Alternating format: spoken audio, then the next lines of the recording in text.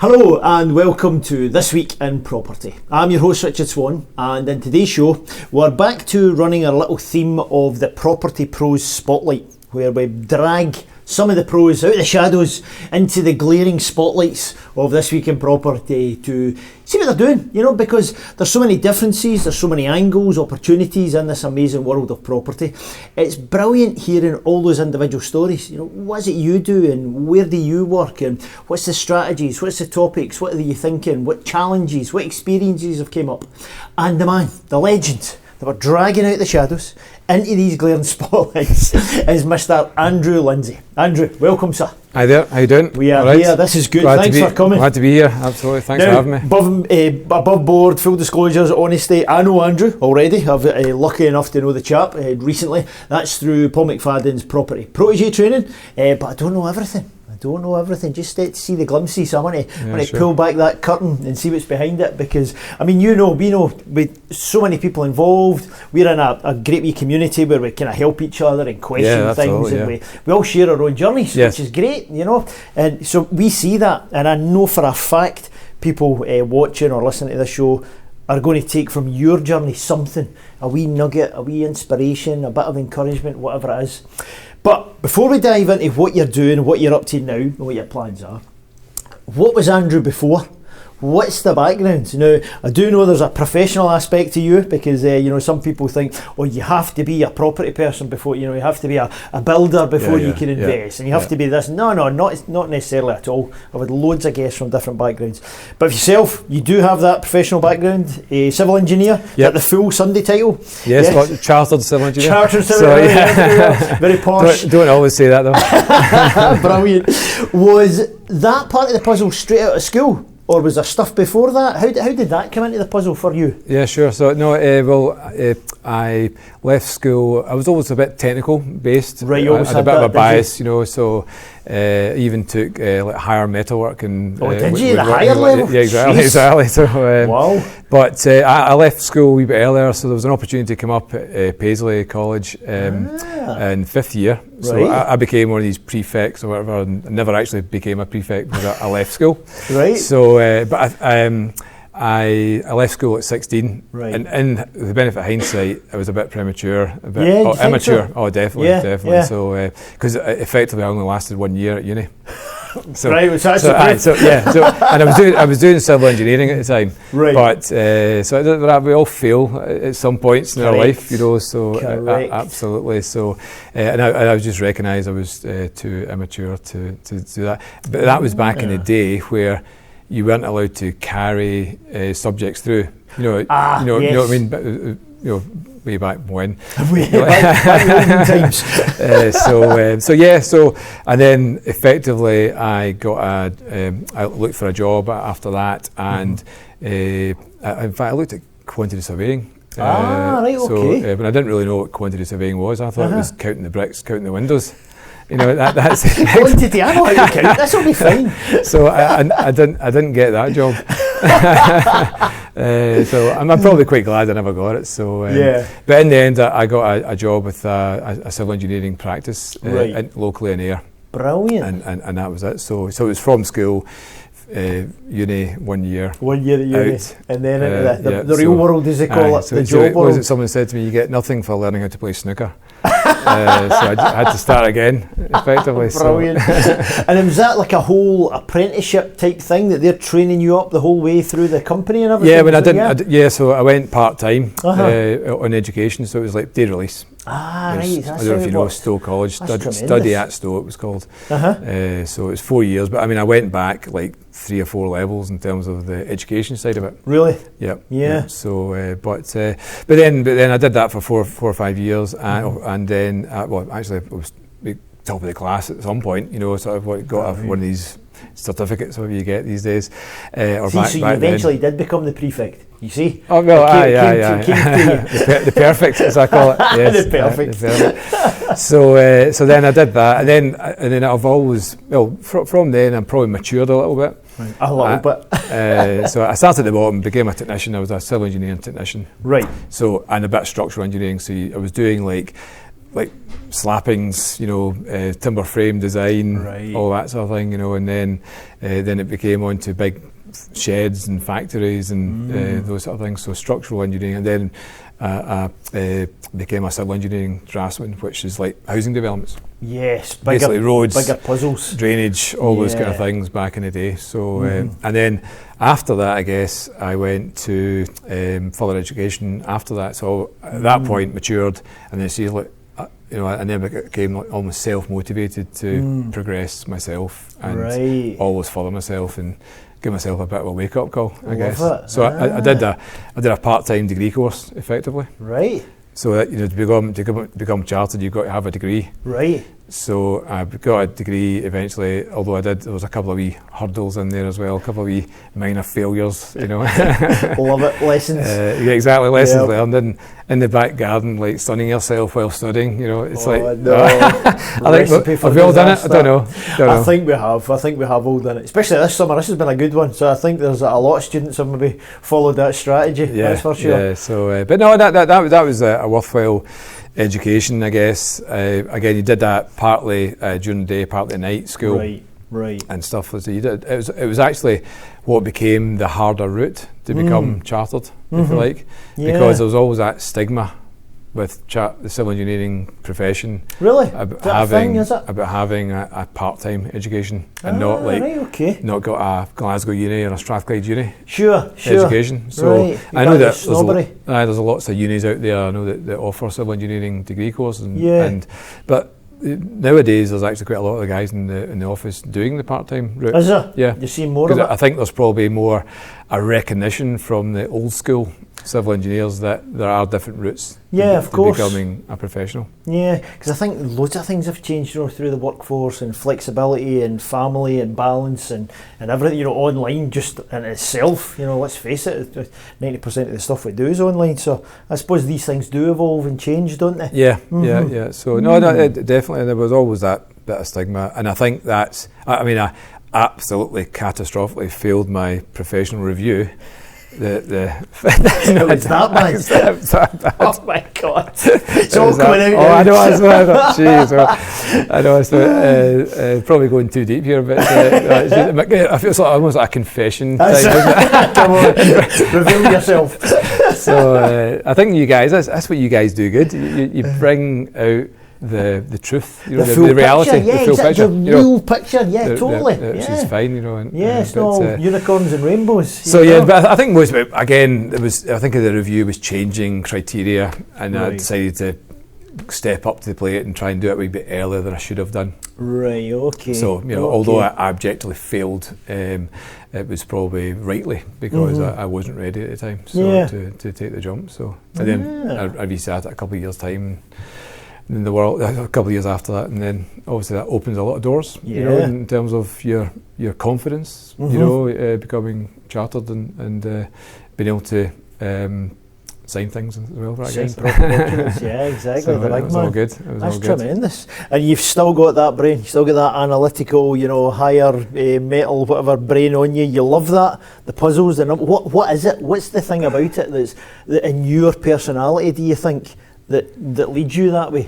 Yeah, first of all, I would say that actually, although I'm technical, right, and I still am, and probably got that in depth, I did, when I was 29, think, wait a minute, I want to be working money. If you work with money, you make more money. That's what I see, so, and that's what my son now sees as well. But there you go. But then I didn't take that step, if you like, because you think to yourself, you've got a good salary. Sure. You're going to take 3 or 4 years out of that salary and start again effectively. But looking back on it, probably wish I had. That's always the thing, isn't it? I wish I had started this earlier. But technically minded, I've always been kind of, let's say, logical.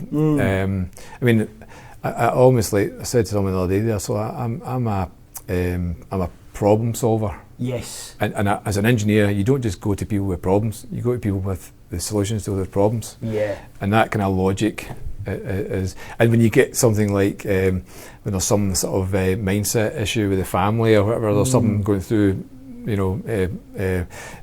troubled times, if you like, you sometimes can't relate to your logic to that subjective side of it, you know. So it's main and his dad's. Exactly. Goodness. But no, I mean, I was saying, one of my commercial directors in my new job, 15 years, said to me, that's what's wrong with engineers. You can't stop engineering. You can't turn it off. There's no switch. Yeah, and it's the commercial. Because the commercial director's all about money. Yeah, you know? Of course. And that's in my position now. I'm looking at the spreadsheets and the figures and things right. Like that. See. So I guess I've always been technical, always enjoyed it, and I guess I've always been involved in developments. You know, I've done quite a lot of different styles of development. Yeah. In fact, I've done recently started to do a grain factory down south. Ah, right, okay. Yeah, I was. I don't know if you know the big offshore wind farm turbine at Hunterston.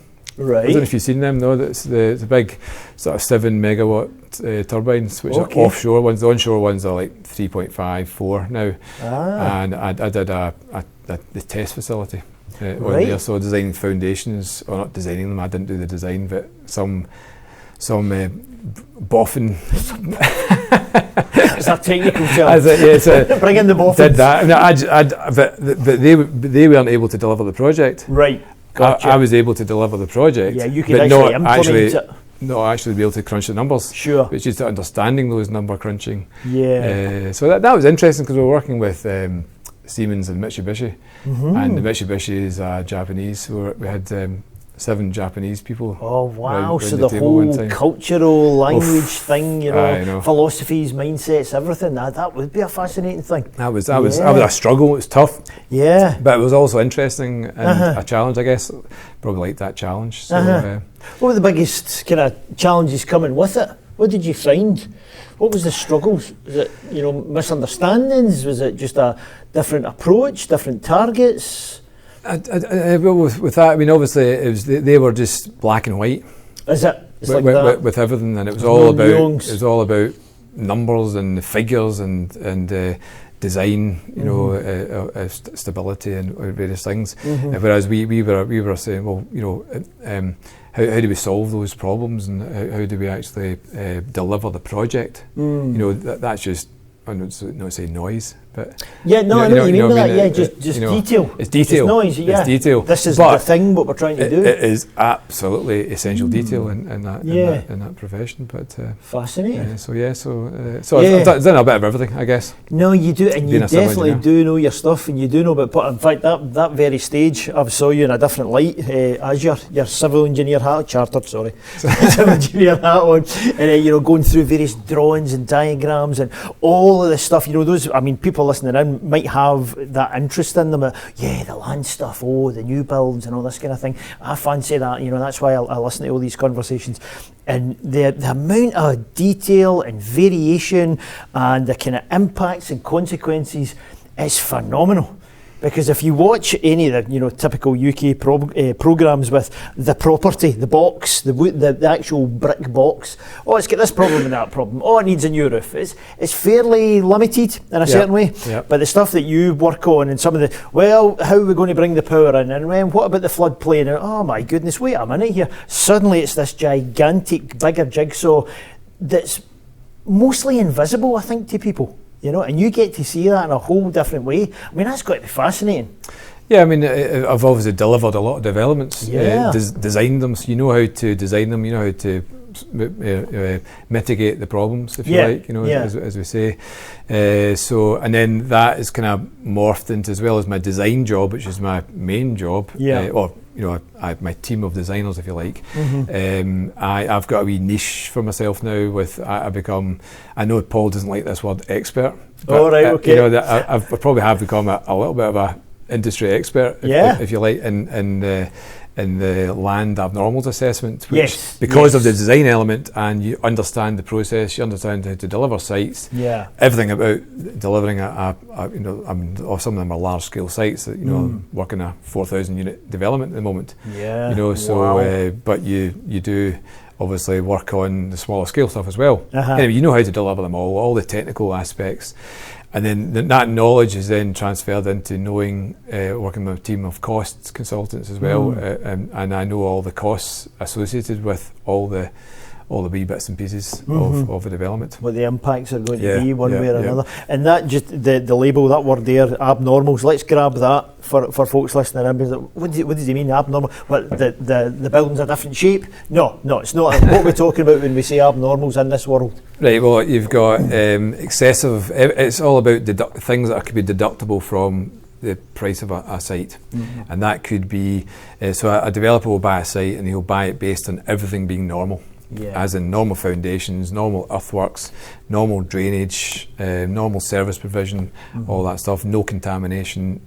So then start to get into abnormals. So abnormals are excessive earthworks, piled foundations, deeper foundations and wider foundations, underbuilding, bigger drainage, contamination, remediation, ground stabilisation, did I say piled foundation? I think I did. All that stuff, like reinforcement of off-site services and such as well. And floodplain aspects is not really an abnormal, that's just a limiting factor on what area can be developed, if you like.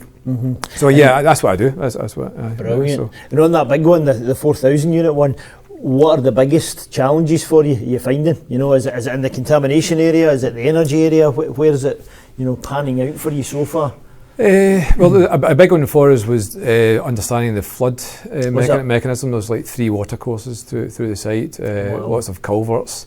So it's having to bridge those water courses with structures, but also protect the rest of the development from flooding. So in fact, we there was another consultant on it before who said there was certain areas that couldn't be developed, and they had something like a £2 or £3 million flood alleviation scheme, a reservoir, right? So we come in. And I led a team of guys, of flooding experts, that basically took that away. Right. 200, 300 million. No, 2 million. 2 or 3 million. Sorry, 2 or 3 million. Just gone. Yeah, just removed. Just use a rubber. That what you did? It was dead easy. That's incredible. Listen, it was four stages. It was over a year. Wow. It was a lot of detail. But what we did was in stage 1, this is the fag packet stuff that you all talking about. In stage 1, they like to cut off our jib and say, well, there's potential. What about this? Is that really required? And then when you look at the information, you say, something not quite stacking up here. Some scope there. So that's what we did. So another puzzle solved. So that was again. Let's say you said your question was the biggest problem, but also it was the biggest opportunity. Well, exactly. That's true. Yeah, and that's the gold, isn't it? That's where the gold is. Where's the problem? What's my opportunities here? But ground conditions is a big one as well. Ground conditions is a big one. Right. A bit of contamination site wide actually. There was a bit of a scrape done, and soft soils because 3 water courses. Ground conditions around water courses are historically poor. So then you've got piled foundations and such like. So I'm wondering, where on earth does your brain go when you already know this stuff? You're already dealing with different water courses and so on, and there's a river there, there's a coastline there, and you're sitting watching umpteen, they seem to be out every single day now, umpteen news reports, umpteen documentaries talking about the end of the world, the climate change, rising tides, you name it. I mean, you must be looking at things in a whole different light and seeing those changes, because I think one of the things you touched upon actually at our land training was the fact that people at SEPA and the flood assessments and so on, it's continually increasing, isn't it? That's right. That impact, you're really seeing it in the world. Yeah, so I think the climate change, wasn't it? There's you design things for the drainage criteria in accordance with SPP guidance, Scottish Planning Policy guidance, and that guidance through SEPA has just increased the climate change criteria, and you've got to add on a factor of 40 to 55%. On your design criteria, which is going to scupper developments. Exactly. It's a real impact. What we call in the trade a showstopper. Yeah. So you that's why you assess these lands of what are the showstoppers, what are how can you unlock that site, that land, and that's what we do as well with access and drainage as well. But in terms of climate change, yeah, that's a big one.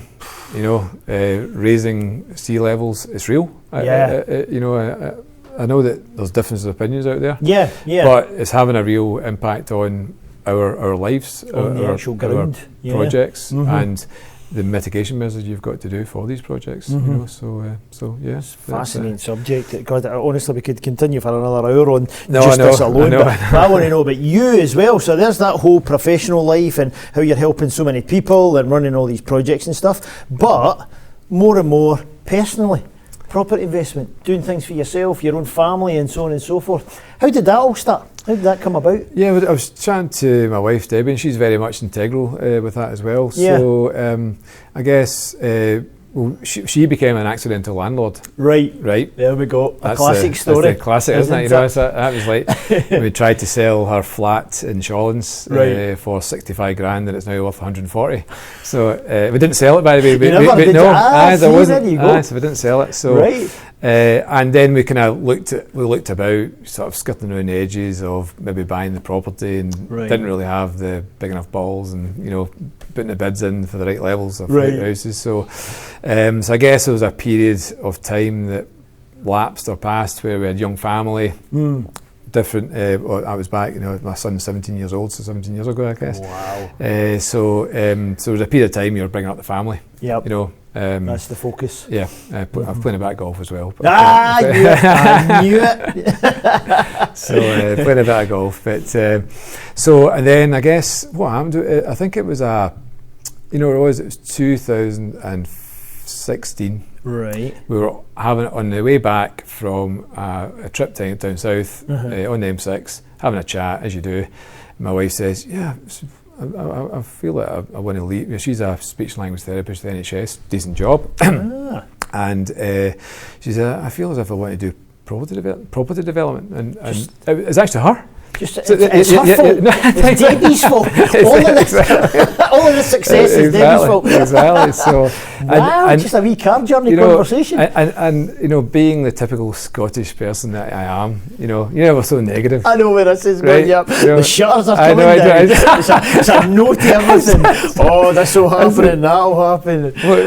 So what do you know about property? You know, I says, right, we talked about, and this is, I know that Paul doesn't do this in terms of his teachings. You know, if you know how to, if you're a joiner, get rid of that. You know, don't do your joiner, don't do your spark stuff. You know. Of course. Anyway, I said, right, so you don't do joinery, you can't do electrical, gas, water. Right. Your painting's terrible. No. But actually, we realised that what she could do was painting.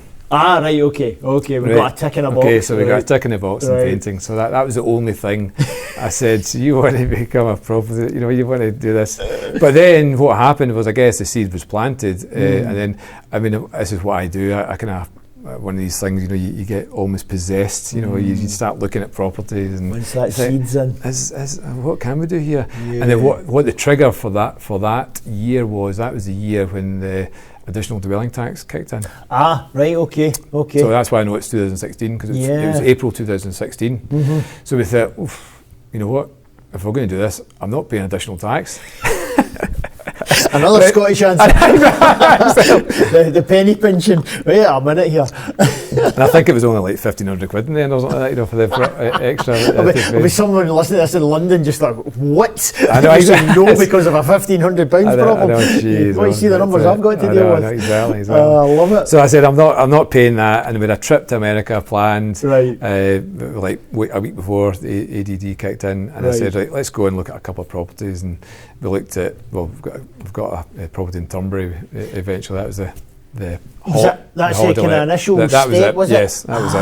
Right. So we looked at, we thought of the golf and potential holiday let type thing. Okay, so at the time we thought of, you know, Donald Trump's going to do good things. Wow, did you just say that? Is that now going to be a meme from this show? Oh man, I know. With quotes around it. I don't know if I actually believed that was going to happen, but I did mention the word Donald Trump in a good light. But so that's obviously fallen its arse, isn't it? Because Trump has lost the bloody Open now. Well, no, I haven't lost it officially. I think though they've said that they won't do the open there as long as he's owner. That connection, the ownership. So we thought that was a good thing. But anyway, it is a good thing because although for all his failings and he's turned the hotel and the golf course into an amazing product. Is it fantastic? Yeah. My son's a it's member. Got a great name. My son's a member there as well, and has been. Yeah, he's quite the player. Yeah, it's something else obviously you shared, your kind of family journey. He started a job there today. So I saw it tonight. In the hotel. So fantastic. So finally. He's living the life. I know exactly. So class. that's good. Just for a few months anyway until he goes to America. But so where was I? So did you deliberately think that it's the holiday thing, it's the whole Airbnb thing, that's service account, that's where I'm going, this is where we're starting, Debbie, this is it? Or did that one accidentally pop up and then you thought, well, rather than just a typical buy-to-let, how was the thought process as you approached it? I think we were always a little green and naive in that regard, but we probably had a mind on the holiday let. Right. Yep. Because of but we probably hadn't. It was probably more of a bit of a punt. Shouldn't say this, but and if I know what I know now, I probably wouldn't have bought that house, or I would have negotiated a better deal. Yeah, structured it differently. But that said, I mean the person bought the property. I mean, sharing the figures like for $195, and we bought it for 3 or 4 years later for $160. Is that right? But that obviously the market got something to do with that at the time, whatever. Impact. But. Anyway, so we bought that property, and we was two we were looking at, and we bought the one that was better for holiday let. Right. So we must have thought that through. Must have been in there, at the time. So, but then we didn't, because we did it up, we renovated it over a 6-month period. Got our team, because actually I think we used someone else for our garage extension, and we used the same guy. Who did a great job, although his electrician didn't do a great job because he spent $2,000 on it last year. Oh no! Making it safe. Anyway, so the lessons in property just keep coming. So yes, that was so. It's a good one, but we weren't ready for the holiday let. I don't know why. Looking back, I can't put my finger on that. But we let it long term. Just standard, right? Okay. I know now why. It was Debbie, my wife, was wanting to retire early from her job, maybe, and or look at a second income. Right, gotcha. Excuse me, in a few years' time. Yeah. Whenever that was. Yeah. So actually, as it happens, we were going to let it last year in April, then COVID kicked in. The hits just keep coming, eh? Yes. It's amazing you're still in this game. I know. So listen, we just let it out again. Yeah. We let it out. Someone was out of it by that time. Right. Because of the COVID thing, was obviously there was a 6-month notification period for your tenants. Yes, we knew we wanted it in April because holidays, we're going to do it up, do a bit of a job on it again, or get the timing right. Repaint it with Debbie, the chief Debbie painter. The painter. So we decided to do that in April, and just when we got the tenants in, we immediately served notice on them. But we communicated that. So they were moving up from England, did a stopgap for 6 months to find and buy a property. Perfect. And it was perfect. Yeah, works for both sides. I like that. So good. Dealing with it properly. That's good. So and we put it on the market for holiday let. This took us a bit longer. Right. Probably because we met an interior designer as part of our other projects. Another one. Right. And we did a bit of an interior design on it. Right. And we're so glad we met that interior designer, Valeria Romano. Yeah. She's been great. And we spent a bit longer. It needed it. Did it? Right. Yeah, just refurnished it. So we took, instead of taking 3 weeks, I think we took 2 months or something on it. Right. But we turned it into a 5-star holiday let property. Love it. Yeah, and it's had finished results. Yeah, and 3 months later, we're at 32 bookings, which is your year's bookings already. That's amazing. We're outperforming, according to the agent. We went through an agent, properties in the area, and people absolutely love it. Excellent. So all the results. So I think it's paid off so far. That's fantastic. So, anything you would share with folks? Obviously, everyone listening in for their own reasons. I want to do the portfolio. I want to do such a. Anyone listening to that holiday area, service accommodation, etc. What's the tips and tricks? What things would you share, or say, look out for such and such, or make sure you remember blah blah blah? There's things that pop into your head. Well, I guess it costs probably more than we budgeted in terms of doing it up, because we wanted to do it to the standard. But you've got to know the main thing is your target. Right, so it's that whole market. Who Where you targeting? are you? Who's coming? Yeah, you're targeting holidaymakers, golfers. Are you targeting the trades or next to a local wind farm or something like that? Yeah, exactly. That's another thing. You could probably buy a property next to a wind farm, and you'll have 4 years solid let. Yeah. Yeah, because there's quite a few guys in the group actually doing stuff near power stations and things, because these people need somewhere to live, you know. Yeah, and then you do it up for that target market. You know, crunch the numbers, refurnished ours, did it to high standards to try and get that higher ticket or higher cost. Sort of and it's paying off. But there's a lot of processes. You've got a few you've got to have the right safety. And fire regulation, side, and we are in all our properties. We safety is probably number one. It's always down at the bottom of the list in some respects, but true. But it certainly had to be. You have to make people feel welcome and feel safe, sort of thing. So and the aspect of the kind of the turnover and you need to swoop in behind, and remember, it's not someone coming in and staying for 3 years. It could be this short term or that short term. Thoughts on that? Always outsource it, handle it yourself. How are we looking at that world? Okay, well, for us, we outsourced it just because of we thought it was the more the hassle factor of managing bookings, things like that. So, and we pay way more than Airbnb, for instance. Is that right? Aye. So, but it's worked out quite good, we think, because you get a revenue projection. So I think I've talked to a couple of the Prodigy people on this, helping them out a wee bit.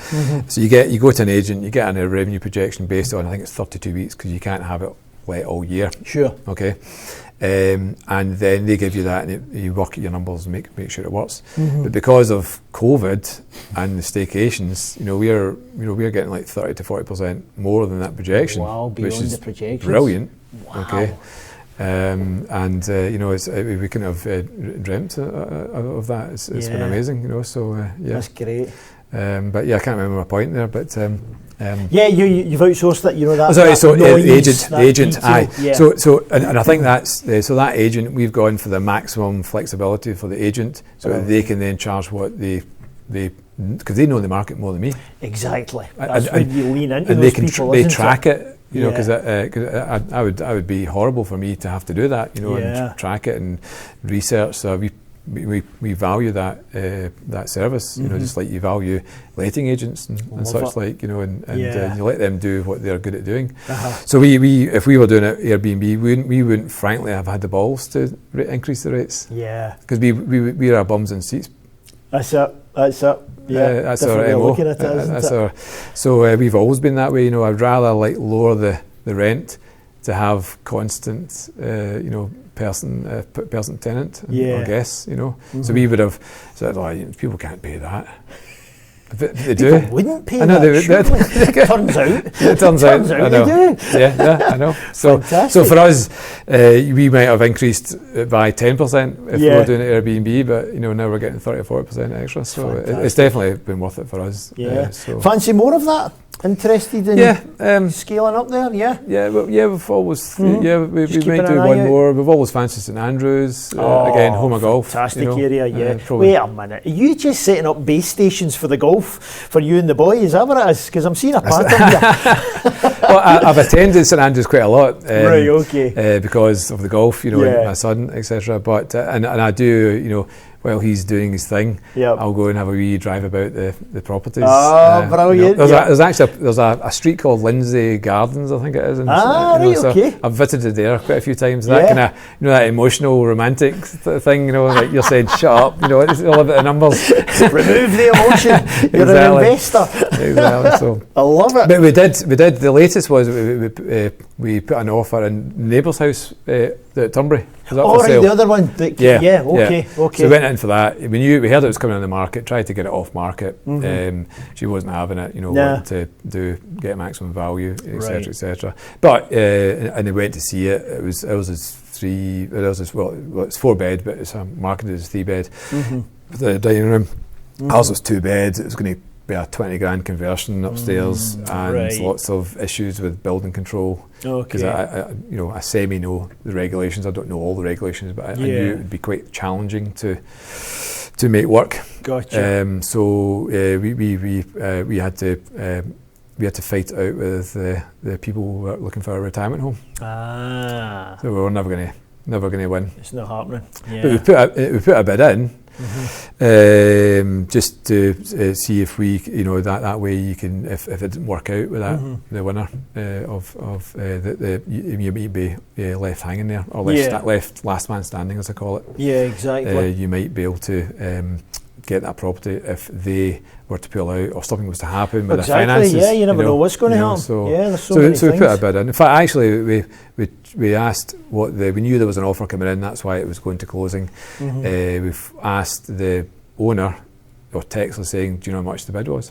Right. Because we'll top it, because we really wanted it. We know how it works. Right. But it was too rich. Nah, just not worth it. So actually, we put a bid in $7 grand less. Right. Wow.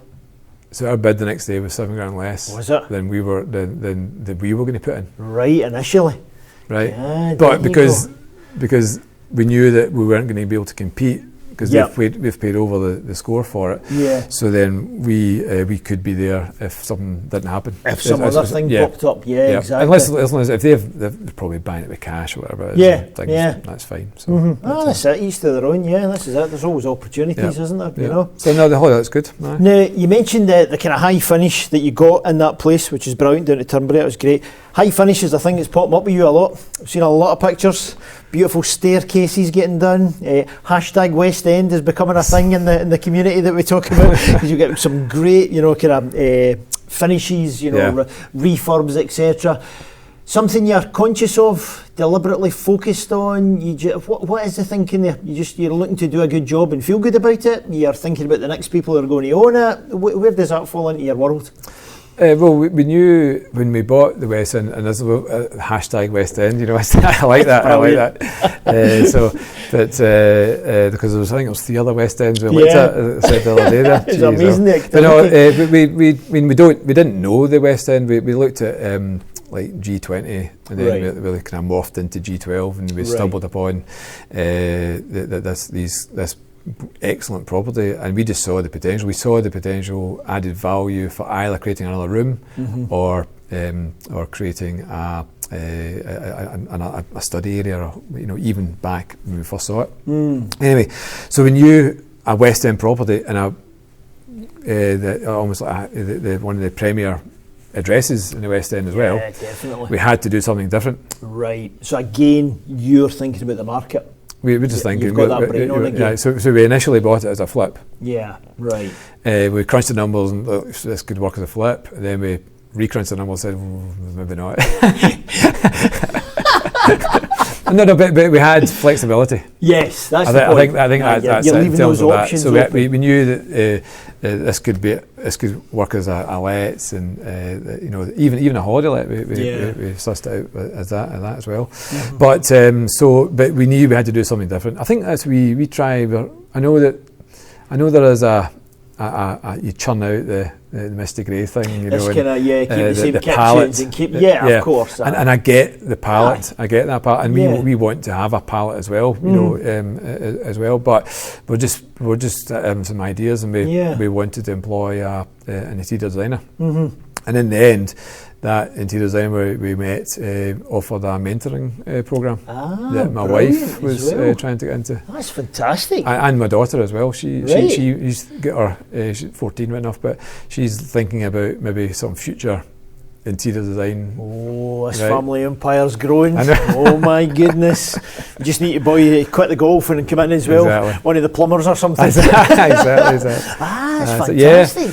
So I think it was a must do for the West End for us. Right, of course. We had to do it right, and I think that's that. We needed help. We weren't going to be able to pull it off ourselves, so we needed to employ someone to help out with that, and we'd never look back. I think the mentorship thing and the amount of effort we've had to do in the background was probably unforeseen. Right. It's been a lot of effort, Sure. We just didn't know how to do the process. Right. But we've learnt a lot in doing that process, and Valeria has helped just deliver that. Isn't it? And that knowledge, it's priceless. You know, the things you have learned, things you're looking at now, and then they're always in there now. Yeah. You know, when you're looking at other opportunities. Yeah. So, you remember the kind of timescales, the project numbers, anything at all there you can share just to clue folks in and how it all came together for you? Well, the timescales. Well, it was December when we bought it. Right. We actually paid. I think you know this anyway, but we paid over. We paid 37 over the asking price. That's right. Yeah, I'm getting flashbacks now. Yeah, there's so many folks. I know. Yeah. So we paid over, but we saw the value. Yes. In it, and with the interior design, the finish, attention to detail, we got planning for a 2-bedroom conversion. Yep, that's right. Okay, in the end we didn't deliver that after discussion with people. I think the phrase from Mr. Michael Palmer was respect the buyer. So that'll always be with me. I like that. That was brilliant piece of advice. You know, so it says like, if people are going for a 2-bed, property in the West End, it's the big grand 2 beds with high ceilings, space, right? If they come to a 2-bed and be disappointed, that rather than coming to a 1-bed and be pleased or blown away, you know what I mean? So that's where we went. There. So I mean, there is a bit of news there, right? So I haven't wanted to reveal the final number, but there is a good number there. Yes, it's hanging there. Right, hanging there. Yep. But I'm only going to say that once the bloody is in the bank. We don't want to cry. I know. Yeah, no, that's fair enough. They phoned the other day. They emailed the other day there because I'm trying to sell the furniture, right? Yes. Right, okay. So they emailed the other day there saying the reason I haven't come back to you in the furniture is because I forgot about ADD. Yeah, right. The curse again of ADD. See, it stopped you, and now or it almost stopped you. Then it's coming back to them. Yeah, exactly. So they've got another X grand to pay on it. So now they're going to have to sell theirs. So it's not dead in the water, right? Because it's a really good offer and we want to keep it at the table. But it will delay it because she's now got to sell her property. Right. We're back to a wee chain on that one. But so that's that. So but the numbers, we actually thought about a potential joint venture on that one, but the numbers, probably, to be honest with you, were too marginal. Right. Once we all worked out. Yeah. But then what we decided to do, and we did this all through the first year of our property education, and was we decided we wanted to act and do. And get that team, get the team behind you, learn on sort of the lower risk properties and a higher risk property. Yeah. And I'm not saying that potentially if it broke even you would still win out of it because you've got all the learnings, all the team and all that. Those contacts. The education. Yeah. Lessons learned and all that. Yeah. So we decided to proceed. We didn't. The numbers said to us that you should pull out. Right, that's interesting. Yeah, just on the cold numbers themselves. Yeah, but you've gained on because I remember you talking about this. I mean, my goodness, what's the Adlin property company? What was the property company name? Adlin. You folks can see this in the show notes. Click in and stuff and follow along with Andrew and his journey. But I remember you'd shown the first fiscal year of that company, and it was bloody impressive. I mean, you should be proud of it. You should be really satisfied with it. The portfolio was up around the £1 million mark. Cash flow was up towards £2,000 a month. There was all these things, but the bottom piece grabbed my attention because it was you talking about and reflecting upon the power team around you, the trusted builders that you can go to time and time again, the lessons learned, the experience, the knowledge, all that kind of stuff. I mean, it's one hell of a journey, just in that wee short snapshot. No, absolutely. I think what you're saying, there's not just a team, it's the network. Yeah. Isn't it? The amount of people that are prepared to help you through things, offer advice. And it's two-way. You've done it with so many other people as well. Absolutely. It's priceless. Makes business fun and enjoyable and everybody can share and what have you. But I don't know what you think when you look back on that. When you hit that point, we go, that's the first fiscal year of that one done, and then you go, wow, wait a minute, look at this. look at this. Look at what we've done from a conversation in a car, David. Yes, I know exactly. I mean, how does that feel when you join those dots and look back? Again, being Scottish, you're just kind of playing it down, and I need to get off that, you know. Oh my goodness! Because in fact, my son's he's away to America, and he can't wait to get away from Scotland because we're all so negative, you know. This mindset thing. So he's doing that. But anyway, I mean, I probably didn't realise it until I wrote it all down. Yeah. But it's because of the network, because of the people. I mean, I've always been self-motivated to do things, and I've got a bit of a passion about it. Yeah. But there's the drive. I guess actually COVID's helped. To be honest with you, in a perverse way, for me, for me. Or it's a challenge that you've taken as an opportunity. Let's be honest, because you could have went, I'm a victim, I'm just going to stop everything, but you never did that. Yep. So no, we I appreciate a big bad world out there. There's a lot of people that suffered through COVID. Yeah, of course. There's been challenges through the year in that regard as well. But overall, we got a couple of properties below market value coming out of COVID to learn the ropes on. I guess. And then those properties have increased in value. We've added value through our finish as well. We've got people bummed in seats on all the properties, and so it's been good. A lot of people being helped. It's great. I know. It's a fantastic thing to see. I'm glad. I should say I skipped the part where we met you guys. You know, I guess that always was fun to share a journey, isn't it? Properly. Well, you know, again, it was. Just after Christmas last year, right? And we're just talking about property again. We said we need to almost like have that, not second income, but second income. You know, have that potentially passive income, I guess, and potentially even retire early. Yeah. You know, thinking, probably my mother passed away a few years ago, and she was 76. My father-in-law's in a nursing home at 79. I'm thinking if you work till you're 65, you might only have 1 year, you might only have X number of years, to enjoy that. So we said, look, let's see if we can add to it, and see if we can maybe retire early, I guess. So anyway, the big bad word property cropped up, and then who cropped up in your social media? Mr. McFadden. He's everywhere, surrounded by him.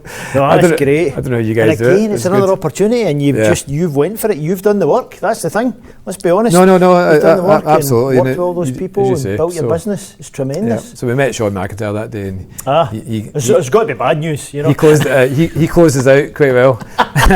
Fantastic. Which I thank him for, because I think it's been really a good education, and it's actually made all the network of people, all the things we've learned, has actually given us belief and confidence. Great stuff. That we could do this. Yeah. And I know that we, as you say, you haven't used all the tools, but it's been that's been a big thing, and the comfort zone. I think I was like speaking to Sean. Should mention, I think Barry, Jordan, Cor, and Leanne were on that jump start, and she was actually going and speaking to them, taking a proactive approach, saying, brilliant. How can you help us? Could we do something together? But not really knowing. You're still doing great things. Absolutely, stuff. Absolutely. We've had them on the show a couple of times, seen some of their, sure. Was it conversion? Yeah, it was conversions, the big kind of old tenement buildings as well. I mean, they've done so much together. It's fantastic to see. Everybody's doing their things. I'm doing this, and I'm specialising in that, and I'm working in this area. It's a brilliant thing. And there's no one way, is there? No, that's right. There is no one way. Make your own path, make your own journey. I bloody love that. Now, I want to be respectful of your time. Okay. Let's think about going forward. What are we thinking? What is Adlin going forward? What are you afraid to go back into the car with Debbie in case she comes out with some other mad plan? Is it just more of the same? Is it, well, actually, my professional side with the developments and stuff, I want to do that with. What do we see going forward? Well, one part of me thinks it's more of the same. Right. Just like do your thing, but we're not buying properties off market at the moment, so we need to kind of come back to Prodigy and learn that again and do that probably more focus on that as well. Not focus on it, but do that as a thing. But But other part of me thinks, obviously, with my land experience and such like, I can obviously pass on that knowledge and do that. I've also potentially started looking at the odd bit of, commercial to resi. Ah, right, We okay. realise we don't want to do, although I'm not saying we won't buy a one-bedroom flat again, but we don't really want to concentrate on one-bedroom flats. We think we almost want to buy a project that might last a year. That a bigger house, really get your teeth into it, do a bigger extension. Yeah, and you can, blossom in your terms of your design and getting the planning and building control takes a wee bit longer, deeper pockets and all that. But especially when Debbie and the daughter comes along with their interior design plans. Let's be honest, I know. That's where the budget can be blown.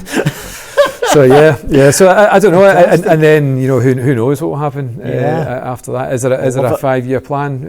Well, probably is, but I haven't renewed that plan. After year 1. Right. So I think we've realised though that over that period we've probably stretched ourselves a little much, and in terms of spending time with the family and looking after yourselves. Yes. I think so. We didn't do this to not spend time with our daughter. Correct. So I think we've taken a bit of I don't say a back seat, but there's still things going on in the background. We're still looking at things, and we're still, for instance, we're daughter's thinking about Dundee University too early, but we spent a day in Dundee last week. Is that right? I love it. Touring. Well, not with my daughter. What? No, exactly. Wait a minute. You're setting up a great dad image here. No, she wasn't invited. She's at school. She's at school. Oh my goodness. I know, I'm so sorry. Just blowing it apart. No, we have gone to Dundee with her once before, but then I went with a mission last week. Not a day, it was like half a day. Right. Because I got my day job, so no, it was so touring the properties. I got a guided tour of the properties of Dundee. So that was the West End. There's a West End Dundee. Oh, there's a West End. Oh, of course there is. Every city should have a West End. Oh, the celebrities people. So again, that's a thing that we might do and invest in, and actually the numbers look decent there. Yeah, good. So from what I've seen, and again, it's amazing. Big city, loads of things going on down the harbour front and so on. That's right. I think there's a Eden project going there as well. As well? Nine Wells Hospital. So there's lots going on there. So and there's some, the properties are not horrible. In terms of the outside condition. Inside condition, obviously you pick them up. So that's an avenue that we're looking at. And I said, my son's going to America, so we actually thought of buying a property in America. Did you as well? Yeah, we still are. We'll probably see that one through and see how we can do it. But I don't know. I mean, there's foreign exchange issues. Everything. There's bigger things. That, he's not going to be. I think you've got to be in 19 where he's going. Right. He's only 17 at the moment, but to hold a mortgage and things like that. So I think. But listen, my brother's in America, so that's my out. Okay. I love it. More golf. He's got more golf lined up. So last question. Yeah, go for it. I take you deep. All the stuff you've shared with me, all the things you've learned, all the early things, the college, the 1 year that I wasn't ready, then trying things, then Turnberry, then the conversations with Debbie and everything you've built and the financial, oh my goodness, all that stuff. What have you learned about you? What have you learned about Andrew Lindsay along this journey so far, would you say? I'm probably more capable than I thought I was. That belief, that mindset, and I'm not trying to blow my trumpet there in terms of that, but you realise that all the years of experience, all the ups and downs you've had, that actually you've learnt a lot, you've listened a lot, and you just do, you act, and as long as you act, based on all the experiences you've had and learn. Yeah, I think that's it. But the network, as I can't speak enough about the network. But I'll leave in this. My previous boss said to me 17 years ago, said, Andrew, there's only one person stopping you from forgetting yourself, and I didn't realise it at the time, and it's you. It's you. So I think, and I always think back to that, and I've passed that on to other people.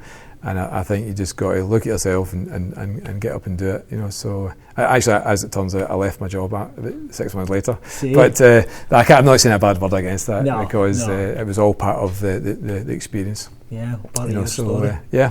I love it. So, all good. I absolutely love it. So, folks listening in, watching in, whenever it's safe to do so, go into the show notes pages, use all the links, follow this man, follow his journey. It's fascinating so far, I'm sure you'll agree, and we can watch him going forward. For your time today, Andrew, thanks a million. Well, thank you very much. Thanks for having me. Really appreciate it. Enjoyed it. Brilliant. Cheers now. Well, I hope you enjoyed today's show as much as I did. Remember, with the guests that you just saw, go into the show notes for the page, because all of the links are there so that you can get in touch and to get more information. And talking about getting more information, more guests, more insights, more knowledge, etc., make sure you're subscribed. Get the subscription done, get the notifications on, and then we'll always keep in touch with you every single time a brand new show is going to come out. So thanks for tuning to This Week in Property.